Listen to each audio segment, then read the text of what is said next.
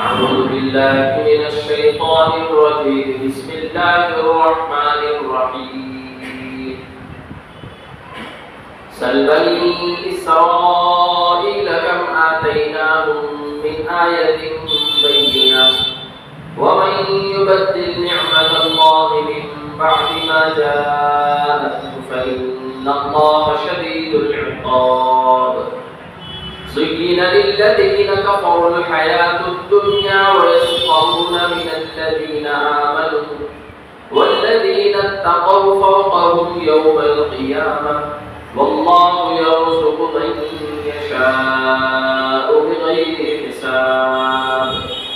كان الناس أمة واحدة فبعث الله النبيين مبشرين ومنذرين وأنزل معهم الكتاب بالحق ليحكم بين الناس فيما اختلفوا فيه وما اختلف فيه إلا الذين أوتوه من بعد ما جاءتهم البينات بغيا بينهم فهدى الله الذين آمنوا لما اختلفوا فيه من الحق بإذنه والله يهدي من يشاء إلى صراط مستقيم.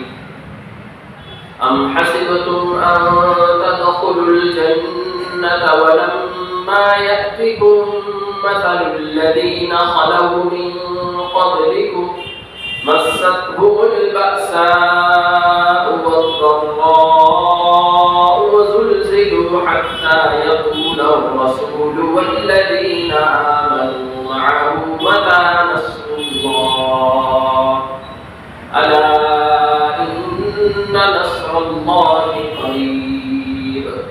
يسألونك ماذا ينفقون قل ما أنفقتم من خير فللوالدين والأقربين واليتامى والمساكين وابن السبيل وما تفعلوا من خير فإن الله به عليم.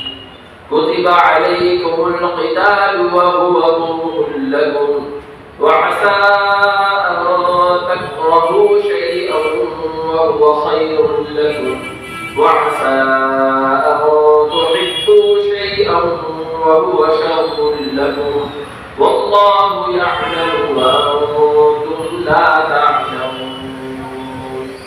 صدق الله العظيم. اے نبی آپ بنی اسرائیل سے پوچھئے ہم نے انہیں کتنی کھلی کھلی نشانیاں دی پھر بھی جو اللہ کی نعمت پانے کے بعد اسے بدل ڈالے تو اللہ تعالیٰ کی پکڑ بہت ہی سخت ہے. انکار کرنے والے لوگ دنیا کی نعمت دیکھ کر دنیا کی زندگی پر خوش ہو جاتے ہیں اور ایمان والوں کی ہنسی اڑاتے ہیں. حالانکہ پرہیزگار لوگ قیامت کے دن کافروں پر خوب اونچا درجہ پا چکے ہوں گے. تب یہ جان لیں گے کہ کسی کو بے حساب رزق صرف اللہ کے چاہنے پر ہی مل سکتا ہے. پہلے وقت میں سب لوگ ایک ہی طریقے پر تھے اور ان کی ایک ہی امت تھی. پھر جب ان میں بگاڑ پیدا ہوا تو اللہ نے انہی میں سے اپنے نبیوں کو کھڑا کیا جو نیکی پر بشارت سناتے تھے اور برے کاموں پر اللہ سے ڈرنے کی لوگوں کو تلقین کرتے تھے. اور اللہ ان نبیوں کے ساتھ حق کی بنیاد پر اپنی کتابوں کو بھی نازل فرماتے تھے تاکہ لوگوں کے درمیان جو اختلاف ہو چکا ہے اس کا فیصلہ ان کتابوں سے بتا دیا جائے. لیکن جن لوگوں کو کتابیں دی گئی انہوں نے خود ہی اس میں جھگڑا ڈال دیا اور اس وقت اختلاف کیا جبکہ ان کے پاس اللہ کی کتاب میں روشن دلیل سے ہر چیز صاف اور واضح ہو چکی تھی اور انہوں نے آپس کی ضد اور اختلاف کو چلائے رکھنے کے لیے یہ حرکت کی تھی. ایسے الجھن اور اختلاف کے ماحول میں اللہ نے اپنے حکم سے ان ایمان والوں کو ہدایت فرما دی جنہوں نے حق بات میں اختلاف کرنے والوں کا ساتھ نہیں دیا اور اللہ جسے چاہتا ہے سیدھی راہ پر چلاتا ہے. کیا تم نے یہ سمجھ رکھا ہے کہ جنت میں بس یوں ہی داخل ہو جاؤ گے؟ جبکہ تم پر ابھی وہ حالات نہیں آئے جو تم سے پہلے لوگوں پر آ چکے تھے۔ انہیں سخت تنگدستی کا سامنا کرنا پڑا اور بڑے بڑے نقصان اور تکلیفیں اٹھانی پڑی، اور انہیں ہنگال کر ایسا ہلا ڈالا گیا کہ وقت کے رسول اور ان کے ایمان والے ساتھی پکار اٹھے کہ اللہ کی مدد کب آئے گی؟ آگاہ ہو جاؤ کہ یقیناً اللہ کی مدد پر قریب ہے۔ یہ لوگ آپ سے سوال کرتے ہیں کہ وہ کیا اور کہاں خرچ کریں۔ جواب میں آپ صلی اللہ علیہ وسلم فرما دیں کہ جو کچھ بھی بہتر مال میں سے خرچ کرنا چاہو تو ماں باپ پر خرچ کرو، رشتہ داروں پر خرچ کرو، یتیموں محتاجوں پر خرچ کرو، اور راہ چلتے مسافر کی بھی ضرورت پوری کرو۔ یہ سب بہتر مقامات ہیں جہاں تم کو خرچ کرنا چاہیے، اور جو بھلائی کا کام کرو گے اللہ اس کو خوب جانتا ہے۔ منکروں کے مقابلے میں جنگ کرنے کا اب تمہیں حکم دیا جا رہا ہے، جبکہ یہ حکم تم کو کچھ ناگوار معلوم ہوتا ہے، مگر بہت ممکن ہے جو چیز تم کو ناگوار ہو اسی میں تمہارا بھلا ہو، اور یہ بھی ممکن ہے کہ جو چیز تم کو اچھی لگتی ہو اس سے تمہارا نقصان بھی ہو سکتا ہے۔ انجام کا علم اللہ کو ہے، تم کو نہیں۔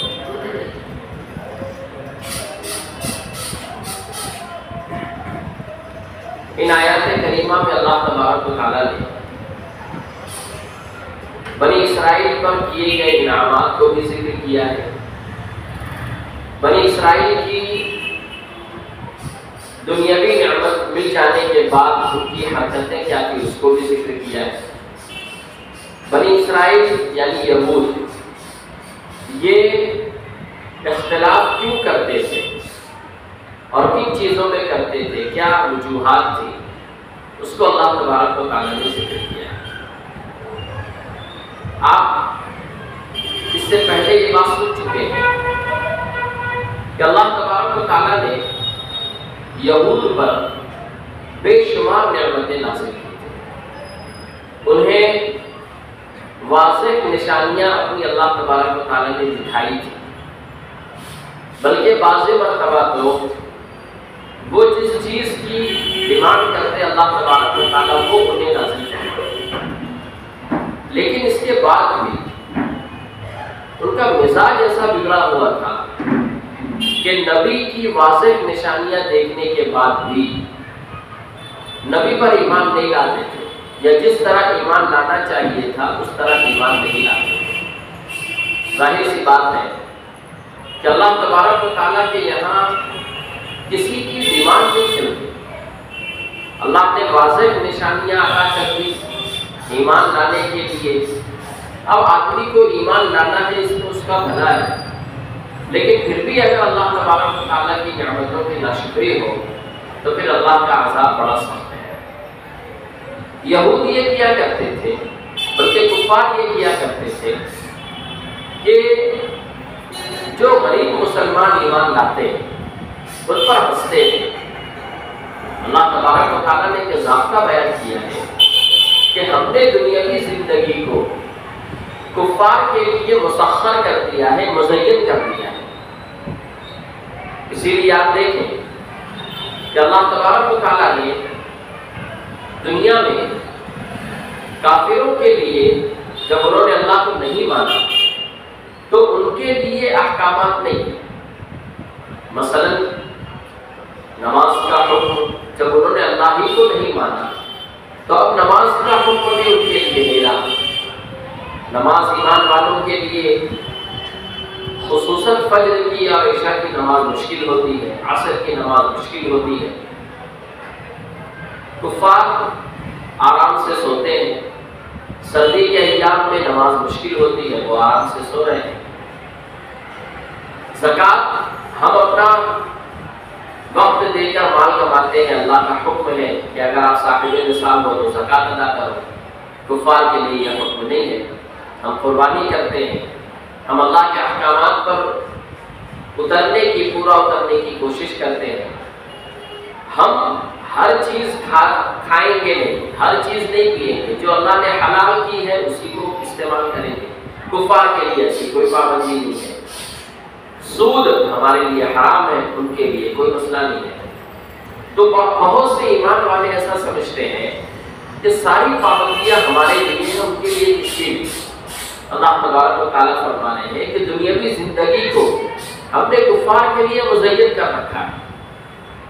یہ بات سمجھ لینی چاہیے کہ دنیاوی زندگی جس قدر بھی زیادہ ہو، کفار کے لیے وہ مزین کی گئی ہے، لیکن ایک نہ ایک دن ختم ہونی ہے۔ اور ایمان والے کے لیے جتنی بھی زیادہ ہو اور جتنی بھی پریشانیوں والی ہو، وہ بھی ایک نہ ایک دن ختم ہونی ہے، لیکن ایمان والے کے لیے آخرت میں بڑے اجر ہیں، جبکہ کفار کے لیے آخرت میں کوئی اجر نہیں۔ اس لیے ہمیں دنیاوی زندگی میں کفار کو دیکھ کر کے یہ نہیں سمجھنا چاہیے کہ ان کی زندگی بڑی بہتر ہے، جی نہیں، بالکل نہیں۔ اللہ تبارک و تعالیٰ نے جو احکامات ہمیں دیے ہیں اس میں اگر ہم غور کریں اور اس پر اگر ہم عمل کریں تو ہمارے لیے کوئی دقت کی بات اس کے اندر نہیں، بلکہ اس میں سراسر ہمارے لیے خیر ہے۔ جو احکامات بھی اللہ تبارک و تعالیٰ نے ہمیں دیے ہیں اس میں دنیا کی بھی بھلائی ہے اور اس میں آخرت کی بھی بھلائی ہے، اس میں دنیا کا بھی نفع ہے، اس میں آخرت کا بھی نفع ہے۔ شرط یہ ہے کہ انسان ان احکامات پر عمل پیدا ہو۔ تو اللہ تبارک و تعالیٰ نے کفار کے لیے دنیاوی زندگی کو مزین کر دیا۔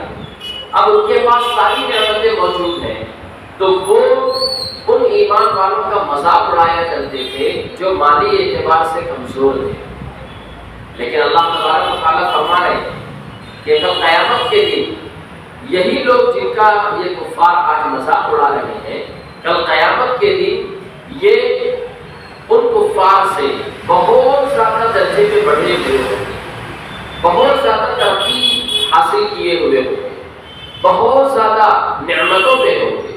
اور ظاہر سی بات ہے کہ نعمتوں کا مل جانا وہ بھی آخرت میں اس سے بڑی کامیابی اور کیا ہو سکتی ہے، جبکہ وہ ہمیشہ ہمیشہ ہو۔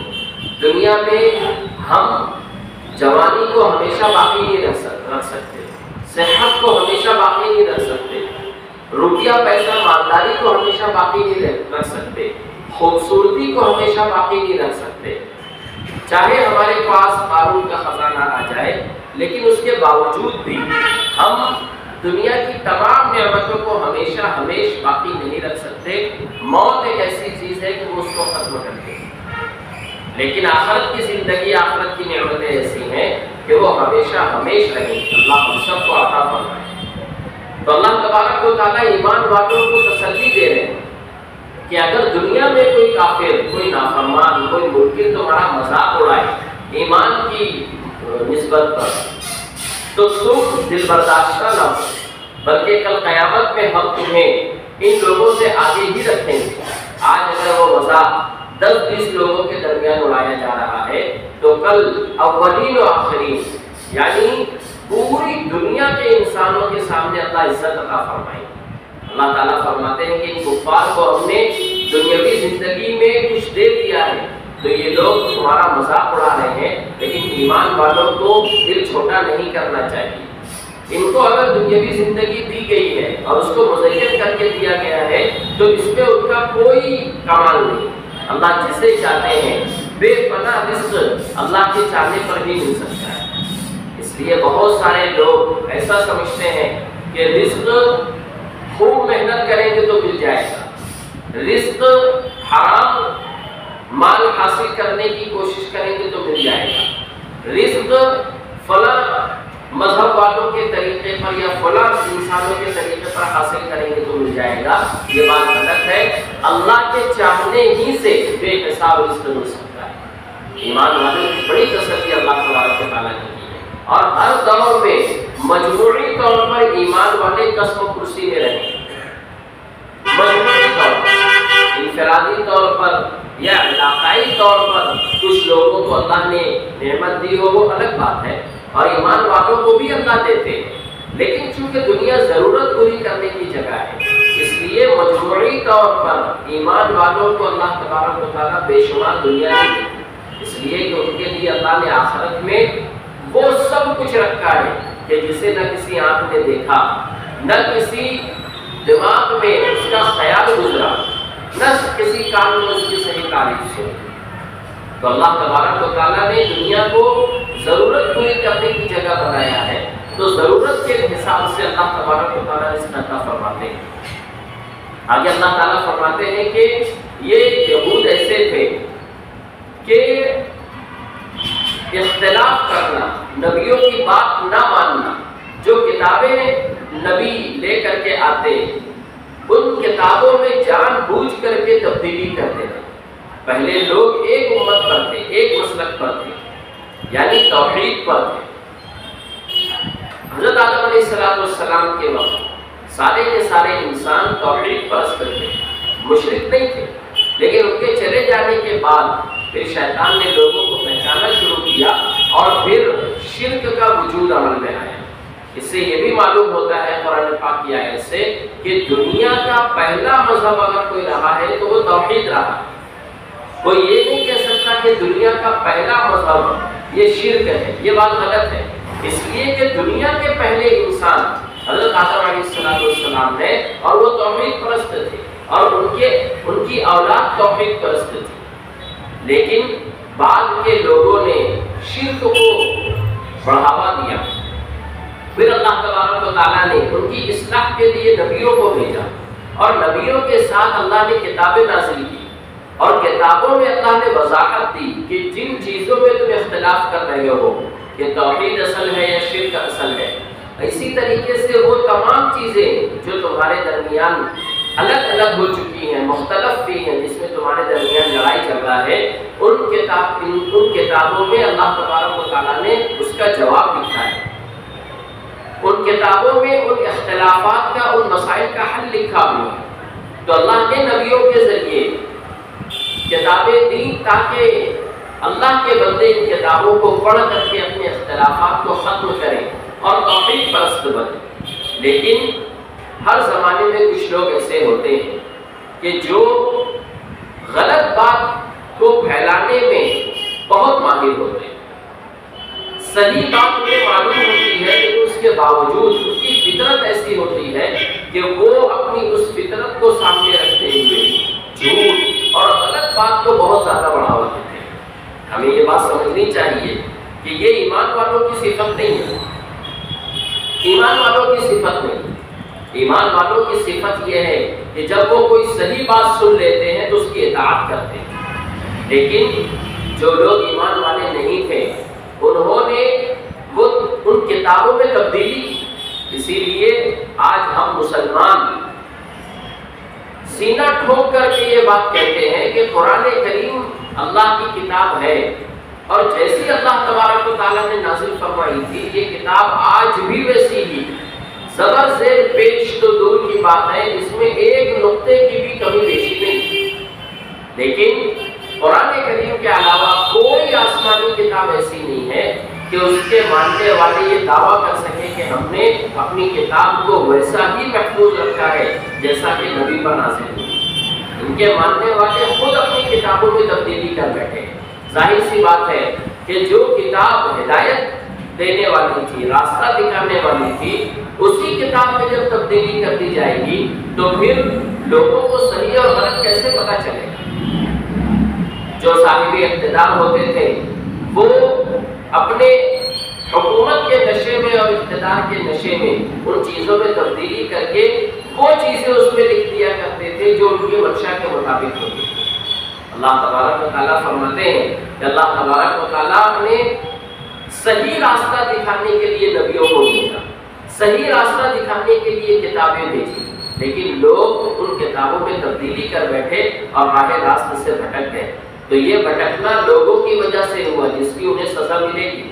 آج ہمارے درمیان قرآن کریم موجود ہے، ہم درس میں اس لیے شریک ہوتے ہیں کہ ہم قرآن کریم میں کیا بولا گیا ہے یہ ہم سمجھیں، سنیں، سمجھیں، اس پر عمل کریں، اپنے گھروں میں اس چیز کو نافذ کریں۔ تو اس سے ہمیں یہ سبق ملتا ہے کہ جو نعمت اللہ ہمیں دے رہے ہیں اس پر اللہ کا شکر ادا کرنا چاہیے۔ اگر اللہ نے ہمیں مال و دولت دیا ہے، اللہ نے ہمیں صلاحیت دی ہے، اللہ نے ہمیں طاقت دی ہے، اللہ نے ہمیں خوبصورتی دی ہے، اللہ نے ہمیں عزت دی ہے، تو ہمیں ان لوگوں کا مذاق نہیں اڑانا چاہیے جن کے پاس یہ نعمتیں نہیں۔ بعض مرتبہ ناسمجھی میں ہمارے گھروں میں یہ چیز ہو جاتی ہے کہ جو کمزور ہوتا ہے ہوتے ہیں ہم ان کا مذاق اڑاتے ہیں، اور مذاق بھی اس اعتبار سے کہ ان کو ذلیل کرنے کی نیت ہوتی ہے۔ یہ اللہ تبارک و تعالیٰ کو پسند نہیں ہے، اور یہ ایمان والوں کی صفت نہیں ہے، یہ کفار کی صفت ہے کہ جب کوئی نعمت انہیں مل جاتی ہے تو وہ اس نعمت پر اتنا اتراتے ہیں کہ دوسرے کو جس کے پاس وہ نعمت نہیں ہے اس کو حقیر سمجھتے ہیں۔ یہ سمجھنا چاہیے کہ آج جو کچھ ہمارے پاس ہے یہ اللہ کا دیا ہوا ہے، ہمارا اپنا نہیں ہے، ہماری صلاحیت ہماری اپنی نہیں ہے۔ بے شمار صلاحیتوں والے لوگ اس دنیا میں آئے، اللہ کی انہوں نے نافرمانی کی، اللہ نے انہیں ہمیشہ کے لیے ذلیل و رسوا کر دیا۔ آج دنیا میں ان کا نام عزت کے ساتھ نہیں لیا جاتا۔ بے شمار دولت والے آئے، بھرپور طاقت والے، اقتدار اور حکومت والے آئے، لیکن انہوں نے جب کسی کو حقیر سمجھا، انہوں نے جب لوگوں پر ظلم کیا تو اللہ تبارک و تعالیٰ نے انہیں صفحہ ہستی سے مٹا دیا، اور وہ اللہ کی نظر میں ذلیل اور رسوا ہوئے۔ اس لیے ہمیں اگر یہ نعمتیں میسر ہیں اور ہم سب کو اللہ نے کچھ نہ کچھ نعمتیں دی ہیں تو ان نعمتوں پر ہمیں اللہ تبارک و تعالیٰ کا شکر ادا کرنا چاہیے۔ اللہ تبارک و تعالیٰ آگے ایک اور بات بیان فرما رہے ہیں۔ دنیا میں بعض مرتبہ یہ ہوتا ہے کہ انسان بڑی تکلیفوں سے گزرتا ہے، مرد، عورت، امیر، غریب، شہری، دیہاتی۔ بعض ایام ایسے آ جاتے ہیں کہ ان ایام میں اسے ایسا لگتا ہے کہ میں دنیا کا سب سے بڑا مظلوم شخص ہوں، مجھ سے زیادہ ظلم شاید ہی دنیا میں کسی پر ہو رہا۔ ہماری مستورات گھروں میں اسی طرح سمجھتی ہیں کہ مجھ سے زیادہ مظلوم کوئی نہیں، لیکن حقیقت اگر دیکھی جائے تو ایسا نہیں ہوتا ہے۔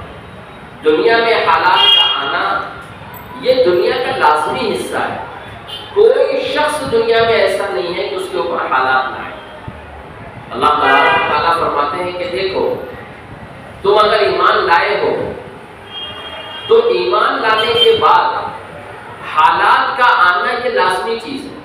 ایک حدیث ہے، حضور پاک صلی اللہ علیہ وسلم فرماتے ہیں کہ جو شخص اس سے محبت کرے گا، میرے احکام پر عمل کرے گا، اس کی طرف فتنے اور مصیبتیں اتنی تیزی سے آئیں گی جتنی تیزی سے پانی ڈھلان کی طرف جاتا ہے۔ تو حالات کا آنا، پریشانیوں کا آنا یہ اس بات کی علامت نہیں ہے کہ اللہ ناراض ہے، بلکہ یہ تو اس بات کی علامت ہے کہ ہمارے اندر ایمان ہے۔ ایمان والوں پر یہ حالات آئیں گے، کفار کے لیے تو اللہ نے دنیا مزین کر رکھی ہے، ایمان والوں پر حالات آئیں گے۔ اللہ تبارک و تعالیٰ فرماتے ہیں کیا تم یہ سمجھتے ہو کہ تم جنت میں داخل ہو جاؤ اور تمہارے اوپر اس طرح کے حالات نہ آئے جیسے تم سے پہلے لوگوں پر آئے تھے؟ ہم سے پہلے جو لوگ اس دنیا سے گزرے، صحابہ، تابعین، تبع تابعین اور گزشتہ نبیوں کی جو امتیں تھیں، ان پر جس طرح ظلم کے پہاڑ توڑے گئے اس کا کوئی حصہ آج ہمارے ساتھ نہیں۔ ان لوگوں نے اپنے ایمان کی حفاظت کے لیے، ان لوگوں نے دعوت کی، اسلام کی حفاظت کے لیے، اسلام کو دوسروں تک پہنچانے کے لیے بڑی بڑی تکلیفوں کا سامنا کیا، تنگدستی کا سامنا کیا، بڑے بڑے نقصان اور تکلیفیں انہیں اٹھانی پڑی۔ انہیں ایسا جھنجھوڑ دیا گیا کہ وہ بالکل مبہوت سے ہو کر کے رہ گئے۔ انہیں ایسا لگنے لگا تھا کہ اب ہم اس دنیا میں نہیں بچیں گے، حتیٰ کہ رسولوں کو ایسا لگنے لگا کہ اب ہم اس دنیا میں نہیں بچیں گے۔ وہ اتنے زیادہ پریشان ہو گئے کہ انہوں نے اللہ سے پکارا کہ اللہ تیری مدد کب آئے گی؟ جب رسول یہ پکار بیٹھے تو ہم اور آپ یہ سمجھ سکتے ہیں کہ عام انسان کو کتنی تکلیف ہوتی ہوگی، کفار کی طرف سے، یہود کی طرف سے، عیسائیوں کی طرف سے، اپنوں کی طرف سے، غیروں کی طرف سے۔ ایمان پر باقی رہنے کے لیے انہوں نے وہ تکلیفیں برداشت کی ہیں کہ جس کا کوئی حصہ ہمارے ساتھ نہیں۔ اللہ تبارک و تعالیٰ فرماتے ہیں کہ ویسے یا اس جیسے حالات تمہارے ساتھ بھی آئیں گے، اس لیے کہ پہلوں کے ساتھ حالات آئے، وہ ایمان پر باقی رہے، وہ بھی جنت میں جائیں گے، اور آپ کے ساتھ کوئی حالات نہ آئے اور آپ جنت میں چلے جائیں، ایسا نہیں ہوگا۔ ہاں ہم کمزور ہیں، ہم قرب قیامت کے زمانے میں ہیں، اللہ تبارک و تعالیٰ اس جیسے مجاہدوں سے ہمیں نہیں گزار رہے، لیکن تھوڑا بہت مجاہدہ ضرور ہوگا تاکہ کل قیامت میں جنت میں جو لوگ جا رہے ہوں تو اس میں ہر بندہ ایسا ہو کہ اس کے ساتھ دنیا میں کچھ حالات آئے، اس پر اس نے صبر کیا، اللہ کی تقدیر سمجھ کر کے وہ ایمان لایا، وہ مجاہدہ اس نے برداشت کیا، اس کے بدلے میں اللہ تبارک و تعالیٰ جنت دے رہے ہیں۔ کفار پر کوئی مجاہدہ نہیں ہے تو انہیں آخرت میں جنت بھی نہیں۔ جب رسول کے ساتھ حالات آ سکتے ہیں تو میں کیا ہوں اور آپ کیا ہیں، حالات آنا یہ ایمان کا لازمی حصہ ہے، لیکن جس وقت انسان کے اوپر حالات آئے اس وقت صبر کرنا، اللہ کے حکم کو پورا کرنا اور اس وقت کا دین معلوم کرنا کہ کیا ہے۔ اگر ایسا ہو گیا تو ان حالات کے فوراً بعد اللہ تبارک و تعالیٰ کی مدد آتی ہے۔ قرآن کریم کی اس آیت میں اللہ تعالیٰ فرما رہے ہیں کہ رسول اور ایمان والے جو رسول کے ساتھ تھے وہ حالات سے مجبور ہو کر، پریشان ہو کر اللہ کو پکارنے لگے کہ اللہ آپ کی مدد کب آئے۔ یہ پکارنا شکایت کے طور پر نہیں ہے بلکہ یہ پکارنا مدد طلب کرنے کے لیے ہے۔ جیسے ہی اس سچویشن میں انسان پہنچے کہ اب برداشت کے باہر چیز ہونے لگے، اللہ تعالیٰ فرماتے ہیں الا ان نصر اللہ قریب، کہ اللہ کی مدد اب قریب ہے۔ اگر ہمیں اللہ کی مدد اپنے ساتھ کرنی ہے تو آنے والے حالات پر صبر کرنا چاہیے۔ یہ حالات صرف میدان جنگ میں نہیں آئیں گے، یہ حالات ہمارے گھروں میں بھی آ سکتے ہیں، یہ حالات ہمارے شوہر کی طرف سے بھی آ سکتے ہیں، یہ حالات ہمارے گھر میں موجود مستورات کی طرف سے آ سکتے ہیں۔ حالات کچھ بھی آئیں گے، ہمارے مزاج کے خلاف حالات آئیں گے۔ ساس کی طرف سے حالات آ سکتے ہیں بہو کے لیے، بہو کی طرف سے حالات آ سکتے ہیں ساس کے لیے، دیورانی جٹھانی کی طرف سے حالات آ سکتے ہیں، نند باوج کی طرف سے حالات آ سکتے ہیں، اپنی اولاد کی طرف سے حالات آ سکتے ہیں، اپنی بہن کی طرف سے حالات آ سکتے ہیں، اپنے پڑوسیوں کی طرف سے حالات آ سکتے ہیں۔ حالات کا مطلب ناگواریوں کا آنا، تو یہ ناگواریاں ہمارے ساتھ بھی ہوتی ہیں۔ ان ناگواریوں کو برداشت اگر کوئی کر لے گا اللہ کی مدد کو اپنے ساتھ پائے گا۔ اللہ کی مدد حاصل کرنے کا نسخہ صبر کرنا ہے، آپ اس سے پہلے سن چکی ہیں، یا ایھا الذین آمنوا استعینوا بالصبر والصلاۃ، کہ ایمان والو صبر اور نماز کے ذریعے اللہ سے مدد طلب کرو۔ حالات اگر ہمارے ساتھ آئے تو ہمیں ان حالات میں نماز کا اہتمام کرنا چاہیے۔ ایسا نہ ہو کہ گھر میں کسی سے انبن ہو گئی تو سارے اخلاق کی ہم نے دھجیاں اڑا دی، ہم اکرام بھول گئے، ہم اپنے بڑوں کا اکرام بھول گئے، ہم اپنے چھوٹوں کا اکرام بھول گئے۔ یہ نہیں ہونا چاہیے، بلکہ ہونا یہ چاہیے کہ عام حالات میں تو ہر کوئی مسکرا کر ملتا ہے، عام حالات میں تو ہر کوئی اچھے اخلاق پیش کرتا ہے۔ جس وقت اختلافات ہو، جس وقت لڑائی جھگڑے کا ماحول بنے، اس وقت صبر کا گھونٹ پینا، اس وقت حالات کو قابو میں رکھنا، یہ کمال کی بات ہے۔ اور اگر کوئی عورت اپنے گھر میں اس کا اہتمام کر لے، وہ عورت تنے تنہا پورے گھر کو جنت بنا سکتی ہے۔ اللہ تبارک و تعالیٰ فرماتے ہیں کہ رسول اور ایمان والے پکار اٹھے کہ اللہ تیری مدد کب آئے گی۔ اللہ تبارک و تعالیٰ فرماتے ہیں اللہ کی مدد قریب ہے۔ آگے اللہ تعالیٰ فرماتے ہیں کہ رسول سے لوگ دریافت کرتے تھے کہ ہم کیا خرچ کریں، ہم خرچ کرنا چاہتے ہیں تو کیا خرچ کریں۔ اللہ کے راستے میں خرچ کرنا یہ نفلی جو عبادت ہے اس سے متعلق یہ سوال ہے۔ اصول اللہ کے رسول صلی اللہ علیہ وسلم نے فرمایا کہ جو کچھ بھی تم خرچ کرنا چاہو خرچ کرو، اس میں کوئی مقدار متعین نہیں ہے، اس میں کوئی جگہ متعین نہیں ہے۔ آپ اپنے والدین پر خرچ کرو، رشتہ داروں پر خرچ کرو، یتیموں پر، مسکینوں پر خرچ کرو، مسافروں پر خرچ کرو، جو کچھ بھی تم خرچ کرو گے اللہ تبارک و تعالیٰ اس کو جانتے ہیں۔ آج بہت بڑا المیہ ہمارا یہ ہے کہ ہم لوگ ان ماں باپ پر کچھ خرچ نہیں کرتے جن ماں باپ نے اپنی جوانیاں، اپنی ہڈیوں کا سونا بنا کر کے ہمیں پال پوس کر کے بڑا کیا۔ پہلے تو یہ ہوا کرتا تھا کہ لڑکے نافرمان ہوتے تھے تو لڑکیاں اپنے ماں باپ کو سنبھال لیتی تھی، لیکن آپ سنتی چلیں کہ قرب قیامت کی ایک علامت یہ ہے کہ لڑکیاں نافرمان ہو جائیں گی۔ آج بہت سارے گھرانوں میں نہ لڑکے اپنے بوڑھے ماں باپ کا سہارا بن رہے ہیں، نہ لڑکیاں اپنے بوڑھے ماں باپ کا سہارا بن رہی ہیں۔ ہم کتنی بھی نیکی کر لیں، ماں باپ اگر ہم سے راضی نہیں ہے تو اللہ بھی راضی نہیں ہے۔ حضور پاک صلی اللہ علیہ وسلم کا فرمان ہے کہ ماں باپ ہی تمہاری جنت ہے اور ماں باپ ہی تمہاری دوزخ۔ یعنی اگر خدمت کر کے ان کو راضی کر کے اگر ہم ان کو راضی کر لیتے ہیں تو وہ ہمارے لیے جنت کا سبب ہے، اور اگر ہم نے انہیں ناراض کیا تو یہ ہمارے لیے جہنم کا سبب ہے۔ دوسرے رشتہ دار، یتیم اور مسکینوں پر تو خرچ ہو جاتا ہے، لیکن گھر میں موجود بوڑھے ماں باپ پر ہم ویسی توجہ نہیں دیتے جیسی دینی چاہیے۔ اسی لیے کسی کہنے والے نے کہا ہے کہ بچے جس شان و شوکت کے ساتھ ماں باپ کے گھر میں رہتے ہیں، بوڑھے ماں باپ اسی شان و شوکت کے ساتھ اپنے بچوں کے گھر نہیں رہ پاتے۔ کتنا بڑا جملہ ہے کہ بچے جس شان و شوکت کے ساتھ اپنے ماں باپ کے گھر میں رہتے ہیں، یعنی بچپن میں بچوں کو کوئی فکر نہیں ہوتا، وہ اپنے ماں باپ کے گھر میں رہ رہے ہیں، جو بول دیے ماں باپ نے وہ حاصل کر دیا۔ تو بچے جس شان و شوکت کے ساتھ اپنے ماں باپ کے گھر میں رہتے ہیں، جب ماں باپ بوڑھے ہو جاتے ہیں اور وہ گھر بچوں کے نام ہو جاتا ہے تو پھر ماں باپ اسی شان و شوکت کے ساتھ اپنے بچوں کے گھر میں نہیں رہتے۔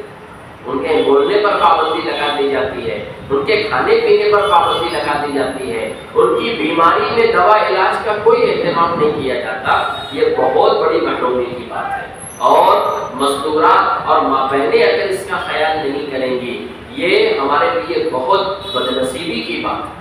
دنیا ایسی ہے کہ انسان جیسا اس دنیا میں عمل کرے گا، اللہ تبارک و تعالیٰ دنیا میں بھی اس کا بدلہ کرے گا، اور آخرت میں جو ثواب ہے یا آخرت میں جو عذاب ہے وہ الگ ہے۔ آج اگر ہم اپنے ماں باپ کے ساتھ اچھا سلوک کریں گے تو کل کو ہماری اولاد بھی ہمارے بڑھاپے میں ہمارے لیے سہارا بنے گی۔